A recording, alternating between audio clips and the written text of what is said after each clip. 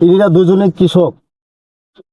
আমি বলতে চাই, আচ্ছা আম্মা যারা আপনি কি বলতে চান, আপনারা কিসের জন্য আছেন সহে? আমাদের জমিতে মাটি কাটে শেষ করতেছে, আমরা বাদ কোথায় পাবো? এই ধান দেখেন, ধান সব কম বেশি হয়েছে, আমরা তো একটু বাঁচতে চাই, আমাদের তো পেটের বাদ কোথায় পাবো? আমাদের জমি জমাতে মাটি কাটে শেষ করতেছে। ও মাটি কাটতেছে কিরা? মানে মাটি কাটতেছে মানিকগঞ্জ জেলার মধ্যে কাটতেছে, মেম্বার চেয়ারম্যানরা কাটাইতেছে, বড় বড়রা টাকা পয়সা নিয়ে নিয়ে খাওয়া তারা মাটি কাটাইতেছে, গরিব তো আমরা তো মরিয়ে যেতেছি। তাহলে এখন আপনাদের দাবি কি? দাবিটা বলেন। মাটিটা কাটা একটু বাদ দেওয়া লাগবে, মাটি কাটা বাদ দেওয়া লাগবে, বন্ধ করা লাগবে। এই মায়ে বলছে এই জমিতে ধান হয় বর্ষা যখন পানি শুকে যায়, এখানে গিরার সমান কেদা থাকে, কেদা, এই কেদার মধ্যে এই বোরো ধানটা চাষ করে। এই বোরো ধানটা চাষ করলে 2 থেকে 3 মাসের মধ্যে এই ধানটি গোলায় ওঠে।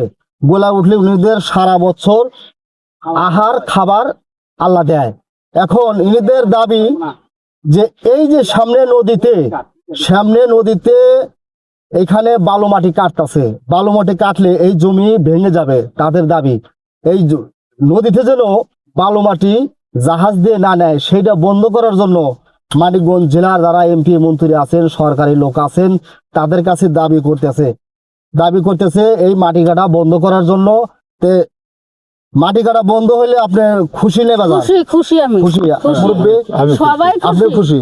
খুশি। ঠিক আছে, আপনারা শুনলেন তাদের মুখের কথা, সবাই একটু শেয়ার দিবেন। আর যারা বড় বড় পদ পদবিতে আছেন তারা সবাই একটু হেল্প করবেন, যাতে বাগুটিয়া বাসামারা ইউনিয়নে কোনো মাটি কাটা না চলে নদীতে। আমারও রিকোয়েস্ট হলো, আমারও চরে বাড়ি, আমরা চরে যারা আছি, দুঃখে কষ্টে কিন্তু আমরা চরে বসবাস করি। যারা চরে বাড়ি তারা জানেন, যারা মানিকগঞ্জের এমপি মন্ত্রী আছে তারাও জানেন চরবাসী কত কষ্টে বসবাস করে। আমার পক্ষ থেকে বলতেছি, বাচামারা ইউনিয়নে এবং বাগুটিয়া ইউনিয়নে যাতে জাহাজ দিয়ে মাটি না কাটে, মাটি কাটা বন্ধ করুন। সবাই শেয়ার দিবেন, তাকে রহমত।